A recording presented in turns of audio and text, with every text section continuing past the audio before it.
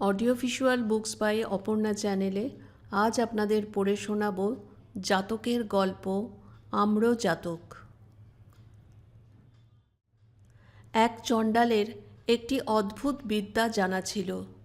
সে কোনো আম গাছের তলায় দাঁড়াইয়া মন্ত্র পড়িলেই অকালে গাছে আম ধরিত।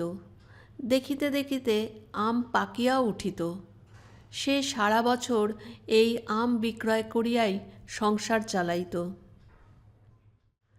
সঞ্জয় নামে অলস প্রকৃতির এক ব্রাহ্মণ পুত্রের ধারণা হইল চণ্ডাল নিশ্চয়ই কোনো জাদুবিদ্যা জানে, তাহা না হইলে সারা বৎসর সে আম কোথায় পায়। আম ফলাইবার বিদ্যা শিখিবার জন্য ব্রাহ্মণ পুত্র চণ্ডালের বাড়ি গিয়া ধর্ণা দিল।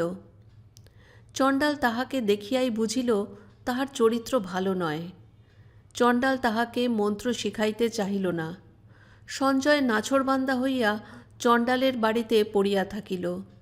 সে চণ্ডালীকে মা বলিয়া ডাকে, দিনের পর দিন পাকা আম পেট ভরিয়া খায় আর চণ্ডালের চাকরের কাজ করে। সঞ্জয়ের সেবায় তুষ্ট হইয়া চণ্ডালী চণ্ডালকে ধরিয়া বসিল। সঞ্জয় আমাদের ছেলের মতো, ওকে মন্ত্র শিখাইতেই হবে। চণ্ডাল রাজি হইল। সঞ্জয়কে চণ্ডাল বলিল, দেখো বাছা, তোমাকে মন্ত্র শেখাচ্ছি, কিন্তু যদি কোনো দিন তুমি লজ্জায় গুরুর নাম গোপন করো তাহলে মন্ত্রের শক্তি নষ্ট হয়ে যাবে। তুমি বামুনের ছেলে আর আমি চণ্ডাল কিনা? চণ্ডালকে গুরু বলে স্বীকার করতে তোমার লজ্জা হবার কথা। সঞ্জয় জিভ কাটিয়া বলিল, সে কি গুরুদেব, তাই কি করতে পারি? সে ভুল আমার হবে না। গুরু যে সে গুরুই, ব্রাহ্মণই হোক আর চণ্ডালই হোক। সঞ্জয় মন্ত্র লাভ করিয়া চণ্ডালের বাড়ির পাশেই এক গাছের তলায় দাঁড়াইয়া মন্ত্র পরীক্ষা করিয়া দেখিল। মন্ত্রের বলে গাছে মুকুল ধরিল, সঙ্গে সঙ্গে আম ফলিল ও পাকিল। সে আমের স্বাদ গ্রহণ করিয়া সঞ্জয় বারাণসী ধামে ফিরিয়া আসিল। চণ্ডাল সংসার চালাইবার জন্য মন্ত্রের ব্যবহার করিত, ধনী হইতে সে চাহে নাই। সঞ্জয় ধনবান হইবার জন্য মন্ত্রের ব্যবহার করিতে লাগিল। সে আমের ব্যবসা করিয়া ক্রমে ধনবান হইল। তাহাকে যেই জিজ্ঞাসা করিয়াছে আম ফলাইবার মন্ত্র কোথায় শিখিলে, সে চণ্ডাল গুরুরই নাম করিয়াছে। ক্রমে সঞ্জয়ের আম রাজবাড়িতে আদর পাইতে লাগিল।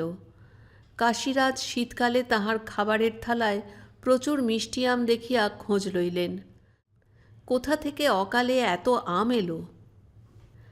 দাসীরা সঞ্জয়ের বাগানের কথা বলিল। রাজা সঞ্জয়কে ডাকিয়া পাঠাইলেন।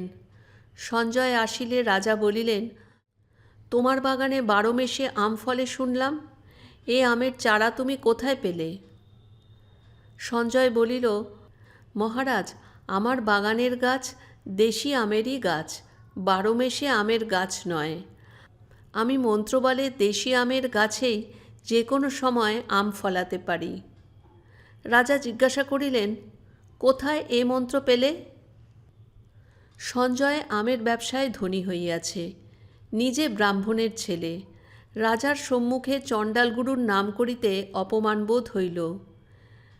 দিনে 20 বার যে মন্ত্র উচ্চারণ করা যায় তাহা তো আর সে নিশ্চয়ই ভুলিবে না, এই ভাবিয়া সে বলিয়া বসিল, তক্ষশিলার এক বৌদ্ধ মহাস্থবিরের শিষ্য হয়ে বহু সাধনা করে আমি এই মন্ত্র শিখে এসেছি। পরদিন রাজা সঞ্জয়ের বাগানে আসিলেন আম খাইতে। সঞ্জয় মন্ত্র স্মরণ করিতে প্রাণপণ চেষ্টা করিল, কিন্তু কিছুতেই মন্ত্র মনে আসিল না। রাজা সঞ্জয়ের দুষ্টুমি মনে করিয়া তাহাকে শাস্তি দেওয়ার ভয় দেখাইলেন। তখন সঞ্জয় সব কথা স্বীকার করিয়া বলিল, মহারাজ, আমার মতিচ্ছন্ন হল আপনার সামনে। আমি মিথ্যে কথা বলেছি। আমি এক চণ্ডালের কাছে মন্ত্র পেয়েছিলাম, লজ্জায় তা স্বীকার করিনি। মিথ্যা কথা বলার দরুন আমার মন্ত্র নষ্ট হয়ে গিয়েছে। আমার দুর্মতির জন্য সত্যই আমি শাস্তির যোগ্য। রাজা সঞ্জয়কে যথোচিত তিরস্কার করিয়া বলিলেন, মূর্খ, গুরুর আবার জাত বিচার করতে হয়? হীন জাতি হলেও গুরু পূজ্য। তুমি মহাপাপী, তোমার মুখ দেখলেও পাপ হয়। মিথ্যাবাদী, তোমার যথেষ্ট শাস্তি হয়েছে। আমি আর তোমাকে নতুন শাস্তি কি দেব? জাতকের গল্প আম্র জাতক এখানেই শেষ হলো।